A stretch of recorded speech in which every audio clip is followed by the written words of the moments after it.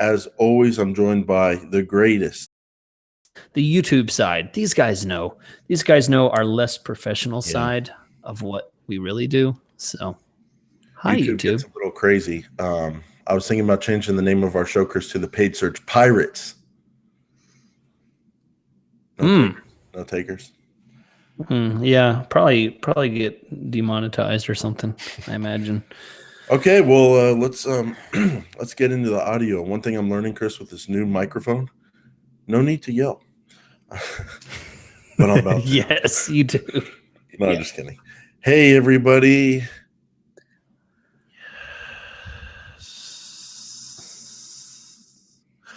Welcome back to the Paid Search Podcast. Yes! There you go. Is that what I sound like? Okay. Hi, everyone. Chris is here too. Jason got a new microphone and his ears are super sensitive. This is the Paid Search Podcast. Go. Thank you for that. Chris, it's a Monday. It's not a Thursday. Everyone knows the show came out a little bit late at this point. Why don't you just explain the situation? What happened? Oh gosh. Well, first it was Jason's fault because he screwed up something with his mic, and then it was my fault because I had a flat tire on my trailer, and so we're here. And Chris, this time, Jason, literally our last show. Jason, what was our last show? Like almost an hour, I think. the last one we time. recorded, with bad audio, The one we had to throw away with bad audio was almost an hour. So this time we're talking faster. We're making it more brief because last time was literally our longest show. So we got to go quick this time. And Chris, you were kind enough to take a little bit of the blame, but honestly, it was my audio, and Chris stepped up, giving me and all you guys some of his Monday.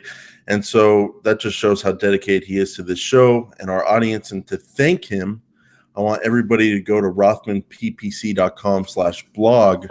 I've got some interesting content there about Google AdWords. I've got some new articles out, and I think you guys would like them. I love it when people go to rothmanschafer.com or whatever that site is. But please continue. Well, Chris, as always, now I want to thank our sponsor, Directive Consulting. They're the go-to search engine marketing agency for SEO PPC content for B2B companies and enterprise advertisers. So thank them. We thank them for sponsoring the show, and you guys should check out their site, free custom proposals, directiveconsulting.com. So, Chris, we are doing a deep dive today on home and auto insurance for one of our listeners, and it'll be useful for everybody that's interested in that space. But before that, last time we were together, Chris, we threw a little bit of a temper tantrum about the Google AdSense for mobile apps.com or AdSense for mobile apps.com placement exclusion. Google's getting rid of that. It's no longer going to be valid as a placement exclusion. We were a little bit worried about that because we want to control whether or not our traffic shows up on mobile apps. And we did not know that there was a workaround, so we were asking for one. But one of our listeners, Aaron from softwarepromotions.com, he wrote in and gave us the tip. And basically, it's already in the new interface. You just go to settings, and then there's a drop-down, additional settings. And then in the device area, you can control whether your traffic shows up on mobile websites or mobile apps, and that's what we need. We need to be able to differentiate the two. So there's already a workaround, and Aaron from softwarepromotions.com, we appreciate you writing into the show. And Chris, that's kind of a cool thing about the Paid Search Podcast. We know a lot, but we don't know everything by a long shot. Yeah. And it's cool that listeners can write in and help us out and help out the whole kind of collective here of our audience. Yeah, we have a smart audience. And I appreciate you guys giving feedback when we ask for it, even when we don't even know to ask for it. Actually, we were just griping, and we didn't even know there was a solution. But speaking of smart listeners, Molly won our random number generation contest because she shared something very close to our hearts. Jason, we wanted the old keyword research button, the big red keyword button. We wanted that on the new interface. And We made a special call to Google on a special video we did. We asked in old episodes, we asked you guys to share that. We also asked for interactive map. And we got both.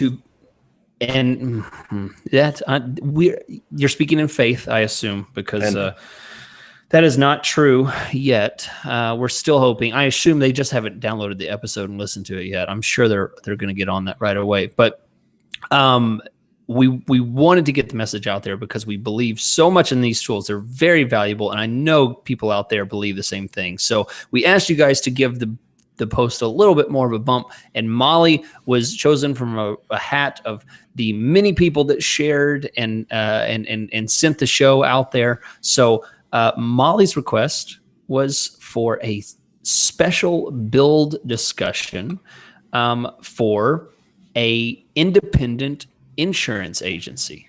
So that's what we're going to do today. We're going to talk about and do a deep dive, what we call a deep dive in a specific industry for a independent insurance agency. But first, Jason, I think you have something very important to share before we jump into the deep dive.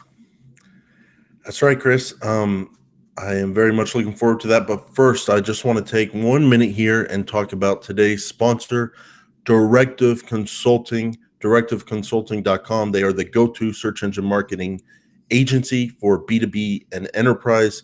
Today, I want to tell you about some work they did for a company called Delphix. Delphix is a big data platform, and Chris, to me, that just screams complex B2B lead generation. And Delphix had a Google Ads agency that they were working with, but they knew it wasn't working out as good as it could be. They didn't like the quality of the B2B leads they were trying to get. So they did a wide search. They got a lot of proposals because they needed very technical B2B leads. They wanted to make sure they worked with and found an agency that got it. And lucky for them, they did find Directive, and Directive took over their Google Ads campaigns. And within 1 week, just 1 week, the lead volume doubled and the cost per lead went down by 60%. Now, I know those sound like big numbers, but Chris and I have seen when real B2B experts take over a campaign and clean up the traffic and get in front of the right people very quickly, you can get drastic results in the positive. So Directive did this for Delphix, and I think Directive can do this for you too. So head over to directiveconsulting.com, and they offer free custom proposals. So you got nothing to lose. Head over to directiveconsulting.com, get your free custom proposal, and see what they have to say. So we appreciate them sponsoring today's episode, where we are taking off all our clothes, jumping in the hot tub, and doing a deep dive together with Molly. Wow. Okay. Well, Molly's invited. Okay. Well, Jason, I think we are especially prepared for this episode because we've done a test run. So we already know we spoiled. One thing I really regret is that people can't hear the huge blooper that we did a couple days ago on our episode where I guessed what your bids were going to be for starting out on something like this, but we'll talk about that soon. Just a hint. I think we'll share a little bit of that. Hard to recreate the magic, isn't it, Chris? Yeah. That was one of the. I think that's the first time I've laughed at one of your jokes that wasn't I wasn't the butt of, that was nice. Okay, that was nice. Okay, so I'm glad you got that out of your system there. Jason's tame on Monday. When we record on Monday, Jason's tired already, and he's got a new mic. And you're Jason. I can tell. It's not so much. It's not so much Monday. It's more the new mic. This thing is sensitive. It's hot. I feel the consequence of the words that I'm saying. I feel the reach of this podcast a little bit more. You feel yourself being on air. You feel the people listening to your voice, and suddenly now it's real, and you don't feel quite. Oh well, I want the old mic back because I'm not gonna button here and get back to the old me. So I'm still in it here, Chris. So we're talking about a very sexy thing, insurance. I love insurance, Chris. Insurance makes me very happy. Everybody needs it. Insurance. So, Chris, because of that, we have an agency, there's a traffic. Independent agency outside of Minneapolis in a bigger suburb, but not a super, super small suburb. So it's not the heart of downtown Minneapolis, but it's not rural. It's just a normal everyday suburb. And that's the kind of insurance agent that we're going to be advertising for. So, Chris, just to start it off the top here, I think where you and I always start when we work with a new advertisers, what kind of campaigns are we going to be running for this insurance agent? So if I came to you, if I said I did home and auto insurance and I wanted people in my area who wanted an insurance agent to work with for home and auto, where would you get started with me? How would the conversation start? Okay, so first, my suggestion is I'm going to go with search campaign, as as you would expect, and then a remarketing campaign, display remarketing campaign. And depending on how much budget I have in the search campaign is going to determine, how aggressive and how far my reach is going to be on that search. So just saying search doesn't really answer the question. It's more about, how many keywords, am I going to go with the word insurance? Am I going to go against competitors?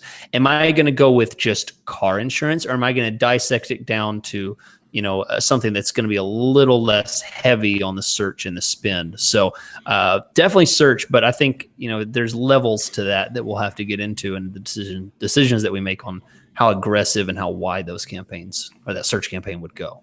Okay, so search, remarketing, and if this was your client and they wanted to spend somewhere between $1,000 and $3,000 a month, maybe up to $5,000, you're not getting crazy with display and call only right off the bat. No, not unless it's a good question, Jason. If I'm talking to the client and they say, it's really important, we're a new company, we really want brand, we really want this, our faces out there. If I hear a lot of that and that's really important to them, then I might go after display, and I might put a 15% of the budget into display. Just merely, I'm going to avoid mobile apps. I'm going to go straight for some just middle America type of sites, like focused on business and shopping and stuff like that. I'm going to try and keep out of the junk areas, and I'm going to go with better quality. But yeah, I mean, if that's something important, then maybe I push 10-15% of the spend towards that, but not much. The bulk of my spend is going to be in search, and then maybe another 10% in remarketing. Okay, great. And that's usually where I start out as well. Now, then once we determine what type of campaigns we want, search and remarketing, the next thing you kind of got to dig into are the settings. So we'll save bids for keywords because the kind of bids you have depend on the kind of keywords you have. But in terms of schedule and location, are you going 24/7 right off the bat? Are you going the Minneapolis-St. Paul DMA region right off the bat? How are you locking down your schedule and your location for this insurance agent who has $1,000 to $5,000? Yeah, for me, because this is the kind of thing that gets so much search, there's so much volume and there's so many competitors, I'm probably going to start off with 24/7, but I'm going to hedge my bets a little bit, and because we don't know what the site looks like, I'm going to assume that's because the site is not is equally focused on phone calls as it is on web forms. If you have a site that is entirely phone calls, or 75%, and there's like some little, hey, send us a quick email kind of thing In the footer. then that it's like some little afterthought little form, then I would really restrict it to waking hours, or specifically business hours, when someone is going to be answering the phone and they can act immediately on that lead. So I'm going to assume that they're a lot of other insurance sites, and you can fill out a quote right on the site and get the process started at 3 a.m. Then they'll follow up with you as soon as someone gets into the office. So I think that's what I would do. What about does that feel about right to you? Feels great, but what I'm kind of going in the same direction, because as I'm thinking about insurance and how I found my own insurance agent, it's not like something like a plumber or an HVAC where maybe there's like an emergency and I need to get my toilet fixed today, or I just have to get that heating system scheduled for this week. It's on my to-do to find someone. I need to get the time set for this week right now. Insurance feels a little bit of a slower step back process. So I want to see who the insurance agents are in my town. I want to make a list. I want to read through their websites. And then if I don't get a hold of them today, I don't get a hold of them. If I call them tomorrow, that's great. But I just plan to talk to them at some point this week and ask them some questions before I actually become a client. So yeah, with all that said, Chris, I think that's why it kind of makes sense to just start out 24/7, especially if there's a decent lead for them, because even if there's not, like, I can definitely see this being one of those businesses where people go to the site, write down the phone number at 10 o'clock at night and call them the next day. So yeah. I'm also up for 24/7. Yeah, I mean, you hit it on the head. The last time we had talked about this, you talked about when someone's moving, and when moving is happening, when you need to get home insurance on a new home that you're getting, this is the kind of thing that's like, this is a part of your checklist, and this is not necessarily the kind of thing you do at 10 o'clock in the morning. This is the kind of thing that's like, oh shoot, I haven't done that. I need to get a couple quotes for insurance for the new house that I'm buying. So this could easily be a 10 o'clock at night kind of thing. Yeah. And that's a great point. Grabbing quotes. Yeah, so grabbing that late night stuff, as long as you have a form on your site, I think you're right. I mean, I think that's going to be a cheaper, more reliable way to just get your name out there. Maybe the cost won't be $20 at 2 a.m, but it would be equally important to get that form filled out at 2 a.m. as it would be at 2 p.m. And the other thing you have going for you is most of the spend will come in, most of the volume will come in during the daytime hours, but you can at least get a little bit of activity overnight, evening hours, early morning, and weekends, and just see how that goes and how your conversion rates are and just how you feel the campaign's going. So starting out 24/7 is a good start. Chris, in terms of location, we can't really say like do this or do that because we'd have to ask the client.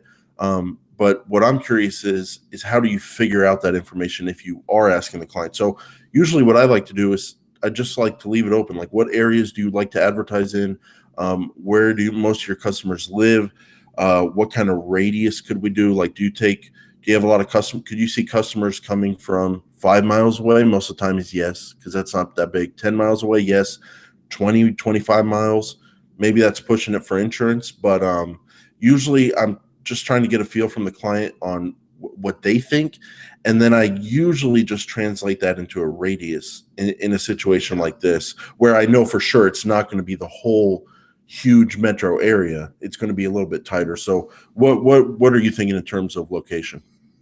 Yeah, you're right. When you ask a lot of questions, this is very much an organic type of thing, because what I usually like to say is I use a specific language when I ask this question. I like to say, what's important to you? Like, what is, where your clients coming from? What cities are valuable to you? What's important? So they usually catch on with what I'm trying to say, and they usually say, well, this city has some good high-end homes. I'd love to get in this zip code, or this area over here is a good area. And they'll even, because I say the word important, they'll often say this area is not important. They'll actually go on the other side and realize, well, if I need to differentiate what's important and what's not important, I need to define that this area is good, but this other side, this other east side, is not something I'm interested in. Typically lower end homes, lower end income, stuff like that. And I just don't want to spend the money to advertise. They'll take the clients, but they don't want to advertise there. And that's a good distinction to make about whether you want to, it's not that you don't want the business. It's just, you need to make a distinction about what's worth spending the money on and what's worth just letting happen organically. So I think that's a good point. It's very much a conversation with the person that's going to be answering the phone, the person that's going to be, running these kind of quotes. They need to be able to answer this question, and that's going to be a good one to point. Yeah, and I think the final thing in terms of settings would be to look at audience, and we can break that down a few different ways. So the first thing I would think about is age. Yes, 18 to 24-year-olds drive cars and they need car insurance, but this is home and auto. So one thing I know about insurance companies is they love to bundle. They love to get your car insurance and your home insurance. And if you only have $1,000 to $5,000, maybe you don't want to just get a bunch of traffic from 18 to 24-year-olds who are looking probably for the cheapest auto quote out there. Maybe you want to get the 40, 50-year-olds with some assets to protect who buy all this additional insurance on the car so they can't get, or if they do get sued, they have protection, have bigger homes, and have homes in general. So you may want to have a discussion about removing 18 to 24-year-olds. That's a discussion to have. Yeah. And then the other thing is the new audience overlay, Chris. We talked about this in the last episode. I'm pretty sure there's an in-market audience for different types of insurance. And what you can do is you can observe how that in-market traffic performs when they search for your keywords differently, how they perform differently than people who Google does not think are in that audience yet. So I would have an audience overlay on there if they have in-market for insurance, any of those audiences. And Chris, the last thing is advanced bid adjustment in the new interface. I've seen that can help you get more calls, the call bid adjustment. But that's pretty much it for settings. Now, as we get into keywords, Chris, one thing I'm thinking is we have home insurance and we have auto insurance. What are you doing with that difference? I know you're a one-woman man and you're a one campaign man. You like to keep it simple. You like to just have one campaign if possible. You're also a one podcast partner man, and I appreciate that. That's true. Yeah. I don't go on other shows and act as a guest. I don't know who would do that without taking me. I mean, I know that's the kind of relationship we have, that we wouldn't do things like that. Well, so thanks for bringing that up, Chris. If you want me to mention it, I was on a podcast called The Pivot. Don't you dare. With my friend Justin. And if you guys want to look for that on the podcast players, it was called The Pivot, and it was an interesting interview. You see a different side of Jason, the side where you can see both sides, because there's not this muscle-bound CrossFit freak. Oh, it's so interesting. I bet it was great. I bet you guys had an awesome dynamic, and like everybody was just, oh, you guys are so funny. Yeah, I mean, that's fine. Maybe he can cook your dinner tonight. Okay, so Chris, again, I'm glad you're just getting it out of your system on these Mondays. So Chris, what are you going to do? My bias would be I would just I would get all the settings in one campaign and then copy and paste the campaign and name one home, name one auto. Are you such a fundamentalist about one campaign that I'm going to paint you into a corner you don't exist in. So, Chris, if you were advertising for an injury lawyer and a divorce lawyer and a criminal lawyer, and they advertise in different states, would you throw them all in one campain, Chris? Are you the kind of AdWords manager that has all your clients in one account, or do you actually have an MCC? I put everybody on the same. I have a credit card bill that just you've seen that. You've seen that. Yes, I have. Yeah, that is the absolute worst. Same credit card and just it's a disaster. But okay, to get back to what you're saying, well, of course, if the geographic targeting is different, but that's not the case in this. I wouldn't really mess with different campaigns unless I was specifically told that.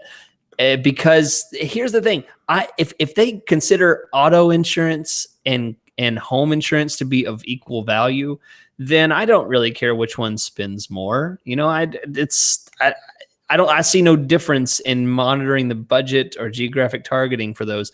But if they draw a line and say we have home and we have auto, and I'd like to spend 75% auto and 25% home. Bam, immediately means different campaigns. So that's the difference there. I think the structure there is different based on priority. But Chris, that's why I love doing this podcast and learning about your management style, because you do, and I'm the exact same way. I was joking with you, but I'm the exact same way. We both like to keep things as simple as possible, and we are extremely open to getting as complex as you want to get. But there's got to be a reason in place. There's got to be a reason. Yeah. Yeah. And there's many people out there that get complex for no reason, especially early on. So I think that's a great point, Molly. When you're listening to this out there, you can put both of these different types of insurances you're advertising for in one campaign, as long as you don't have any issue with different locations, as long as you don't have to split the budget up in a certain way, at least at the beginning, or different schedules. So unless you don't have a reason to, you don't have to split them into two campaigns. So Chris, as we start talking about our keywords here, last episode, of course, I know what you're going to say because this really stuck out to me. I was getting very, very fancy with the keywords, covering all these different types of things. And I think you kind of slapped me and spanked me, frankly, and put me in my place. And you just kind of really, you hammered home the point of like, why are you making it more complex when you know what the goal is? You know, this isn't some national advertiser trying to get through a $25,000 budget. It's a small town agent. They're a little hesitant about AdWords or Google Ads. They don't want to blow through their budget. They really want to get something for their budget and get new clients in the door. Geo keywords, Chris, why don't you talk about that? Yeah. I mean, one of the things that really sells clients and they get so happy is if they can jump on Google just about any time of day and search that one keyword that's important to them, not their stupid brand name. No, talk about, slapping people. No, I'm not talking about that. I'm talking about like if they search City A car insurance. So, some obscure city name that's not Detroit, not where are we doing this? Minneapolis, not Minneapolis car insurance, but like a suburb of Minneapolis, then car insurance.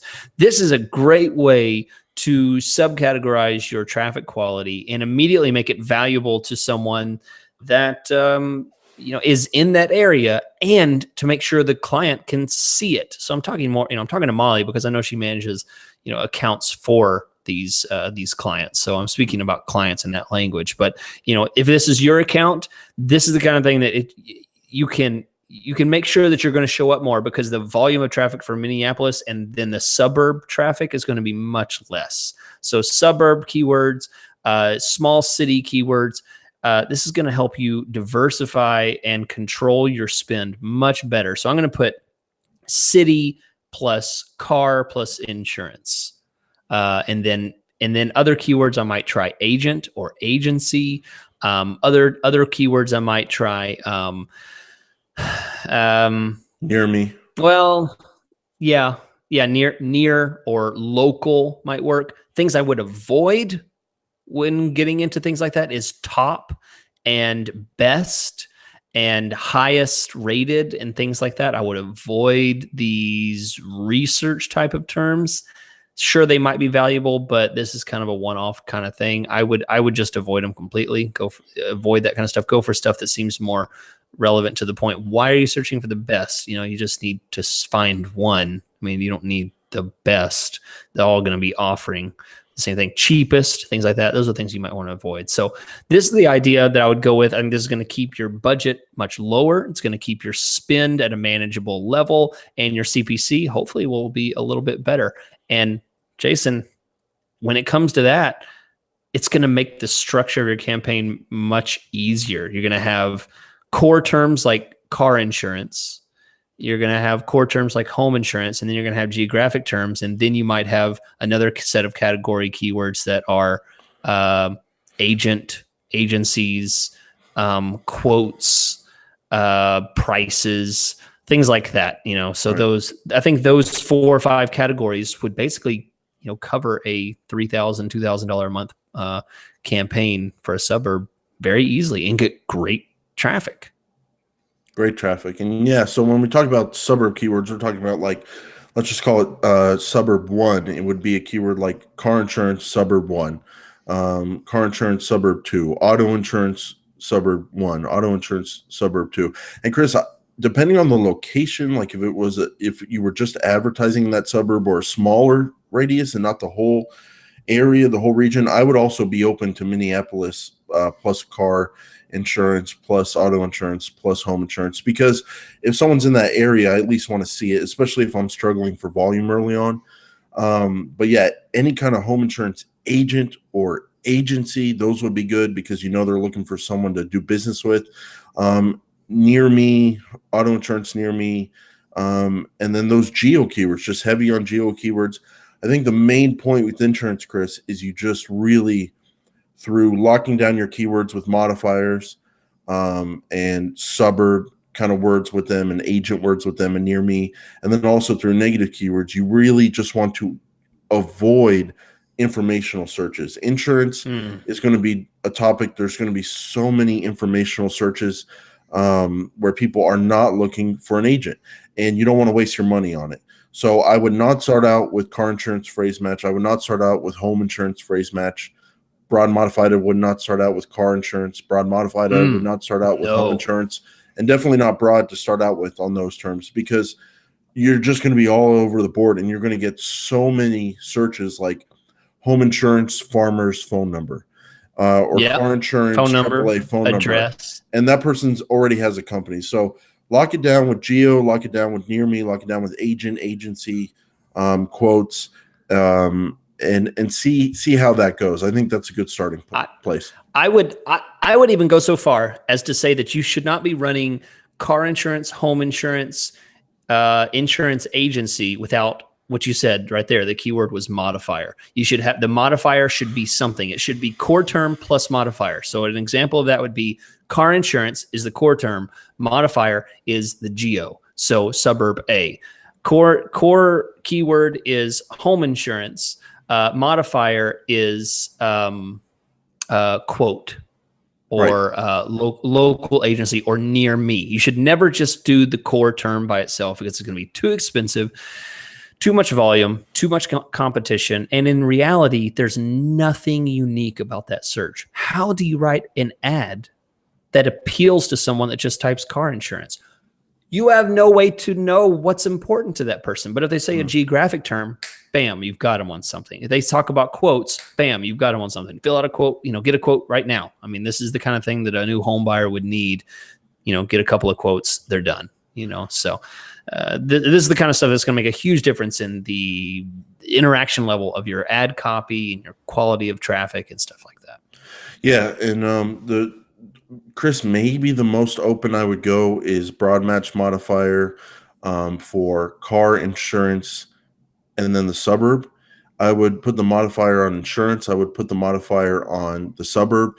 And if I wanted to go wide, I would not do this at the beginning, but my first step to getting more traffic would be to leave the modifier off of the word car and just see what comes in, where I'm forcing insurance. I'm forcing the suburb. Yeah. And then car could be auto, it could be truck, it could be whatever. Sure. But that would be my first move if I needed more volume. But really, through broad match modifiers, this campaign build doesn't have to take that long, and you can still get as much of the quality traffic you want to get through broad match modifiers. So really a great fit for this kind of thing. Chris, the final thing about keywords, I would just say if the insurance agent does any kind of like smaller parts of insurance that a lot of people would not be making specific ads for, that would be a great place to spend some budget. So renter's insurance, motorcycle insurance, just that kind of stuff, Chris. I think that's a good way to get an extra 10% of really, really quality traffic where the other guys are not going to be making ads that custom to it. Yeah. Yeah, definitely. Good point there. Yeah, that's going to be a small, those little couple of quote leads here and there could really help the overall bottom line, the value of the campaign. Yeah, good call there. Now, Chris, one thing I wanted to mention, one thing we talk about a lot, and just briefly throw this in, it's not going to make a huge difference in your campaign. It's not going to be like a, win or fail type of thing. But if you do a suburb, add your major metro area in as a separate campaign. So go back and listen to our Sweetums Dental where we talk about this. We talk about more in detail, but basically what you do is you create a separate campaign that targets the metro area. So Minneapolis, this does not target the suburb that you're going after. It's just the core zip codes right in Minneapolis where you're going to get, several millions of people, and then do the keywords with car insurance plus the suburb, home insurance plus the suburb. So this is going to grab the people that work in that area, that work in downtown, but live back in that suburb. They're going to be the ones that are doing the searches from work, in traffic from their phone, stuff like that. This is the stuff you can grab those people. It might spend 10%, 15% of your traffic, but these are very relevant and they could be easily lost among the other millions of searches that other campaigns would be doing that would just be targeting the word Minneapolis. So good stuff there. That for more detail on how we did that with the old one, go back to November 7, 2017. Something like that is when we did the old one. We talk about more in detail. But all right, Jason. So we're moving on to negative keywords, ads, ad extensions, and we were just about to fill this thing up. And negative keywords, ads, ad extensions, Chris, they all kind of write themselves. There's tons of great ad extensions. They're not that complicated. You all know them that could go good with this campaign. Maybe the one that people might not think to use is the price extension. And you can say there's some kind of feature in there like from, the word from. So you can have from and then a low number, because technically you start at that number for your insurance. So you can have an attractive number in there. Ads, they kind of write themselves. Just look at the content on the website, give a good call to action, call in, get a quote, whatever. And then negative keywords, you're not going to have to spend too much time on that if you do what we said with the geo keywords and locking them down in the right way. Definitely check your search terms after the first day, after the first week. But you probably won't run into too many bad search terms if you use the kind of keywords we talked about earlier. Now, Chris, what I want to close on here is a question I have for you, because I could see this coming up with a lot of insurance websites. And I get different answers from different people in the Google Ads area that I talk to. So if you have a great homepage, right? A great homepage, big phone number, big call to action, big lead form, but someone searches for auto insurance with that suburb, and this insurance agent has an auto insurance sub service page. So the homepage says that suburb, and then it says home and auto insurance. We do both. Call now, get a quote. We've been here for 25 years, whatever. Great homepage, big call to action, big phone number, lead form, very trackable. But they have a service page that's specifically dedicated to auto insurance. Even though it's mentioned on the homepage along with home and everything else I do, they have a sub-service page. But on the sub-service page, it looks a little bit more like an article. It looks a little bit more bloggish. There's not a huge lead form. There's not a big phone number. Here's the downsides and upsides. If you send people to the homepage, you're going to probably get a better conversion rate because it's easier to convert. But if you send people to the sub-service page, you might get a better quality score because the page is just perfect for those kind of keywords. My bias is to send people to the homepage and get those damn conversions. I know people out there that get hung up about the content on the page and like everything to match one for one. Now, if it comes to motorcycle or something very specific like that, sure, throw some motorcycle traffic to the motorcycle page and renters to the renter page. But I always have faith in people, Chris, and the search population out there. If they do home and auto insurance searches and the homepage is about home and auto, they don't need to be on just the auto page. But Chris, I know you're probably going to side with me here. Send them to the homepage where you think you're going to get a higher conversion rate. But don't you see people running into that issue? Because it is kind of hard to choose. Yeah, I see people get hung up a lot on, where should I send people? Is this the right place or is this the other place? Yeah, I think you're exactly right. What people are really debating is they're debating on, should I side with Google bots or should I side with, the human brain? That's the decision you're actually trying to make. I'm going to make it easy for you. Forget the Google bots. Go with the human brain. I would always err towards the more valuable content, or the more likely conversion page, something that appeals to someone. Phone number on the page, a form on the page, colorful buttons, as opposed to something that is SEO perfected, but it's very boring and there's not a form that's as appealing, or the form is a lot longer and there's no real content on the page. When it comes down to it, I've said it before, I've had plenty of campaigns that Google hates and gives us low quality scores and makes us pay out the butt for these bids, but they keep a business floating. And My job is not to keep Google's bots happy with the quality score. My job is to bring in leads, and that should always be your number one choice when choosing a landing page. Couldn't have said it better myself. So, Chris, that's our episode. That is our deep dive on home and auto. I hope that the listeners out there are a little bit surprised at how simple it was. But also, yes. Wait, I'm going to say one thing. We didn't mention this. You talked about ad extensions, local extension. Link your local extension with your AdWords. I think that's super important if we're doing a suburb keyword, because it's going to show your address, it's going to show your phone number, it's going to show that even on the maps. People do maps and stuff like that, map searches. So just one extra little thing that could make a big difference. This is where you're going to just kind of have to take it on the chin as an AdWords manager. Your conversion rate will go down if you use the location extension, and your little report each month won't be as good looking to the client, because we just kind of lose conversion data when the Google My Business account is linked to AdWords, and then people click to that profile page, they click on the map and they call the number in the map, and it's not AdWords tracking number on the website. We lose some conversions, but that's the situation where you need to have that conversation with the client and be like, look, I know I'm making things tougher on myself. I know my reports aren't going to look as good, but I truly am looking out for your best interest when it comes to all things Google Ads, and I know this can help you. So please don't crush me when we have a lower conversion rate this month and we turn this on.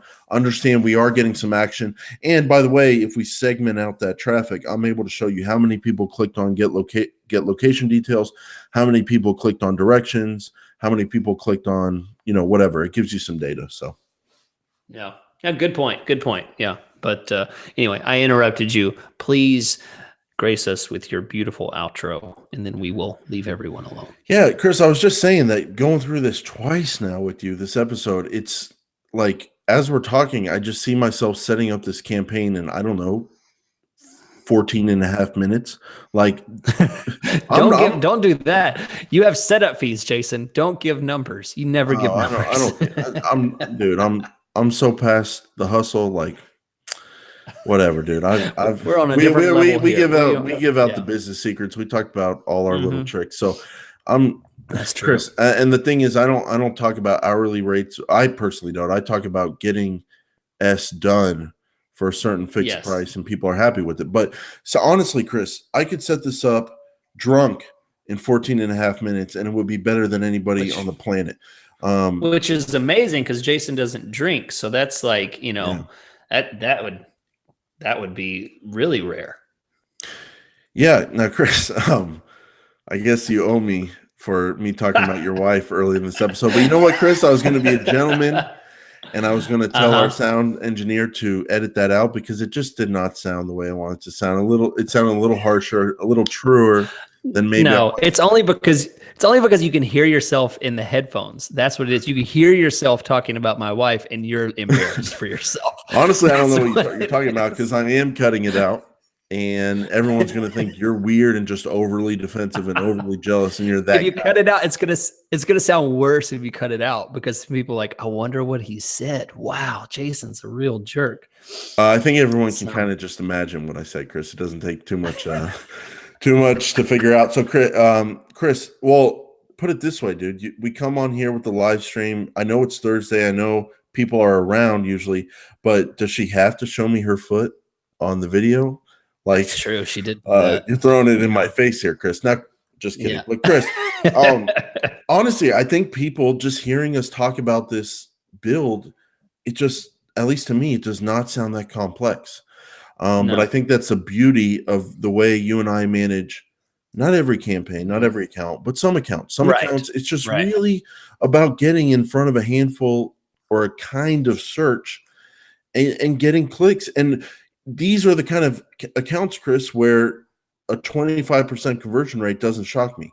A 30%. I mean, I know we don't get that on every account, but we're not going to be getting a 3% conversion rate from this kind of traffic. Like, this stuff really Yeah, this is just a request for a quote. A quote. This is like a free consultation. This is the kind of thing that you should be getting higher conversion rates. Yeah, I totally agree. So it's not rocket science, but I don't want to belittle that. It's not like it's super simple. You do have to get it right, and the secret to getting it right is exactly what Jason and I talked about. It is getting the right traffic and make sure you dissect out the crap and the research, and you get what you need. So Jason, is that it? Have we hit it? Hit it. We have, and we were going to go short, but you know what? We went long again. I don't know. It's just something about when we get in the lab together, just good things happen, yeah. Chris. So everybody, please send some love to our sponsor, Directive Consulting. We appreciate that. Please review us on iTunes. Chris and I still go through those and go through all those reviews and read them. And Chris, you're on camera now. I love the control here. And we appreciate the reviews, and we appreciate you guys sharing the show, and we see the numbers. It grows. We've been at it a while, Chris. We're coming up on year 3 at some point.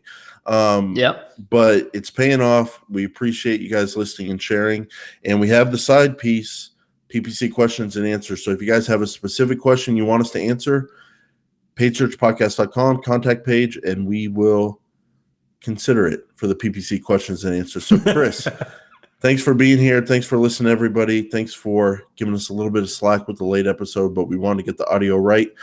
And we will be back next time on the Paid Search Pirates. Arrgh!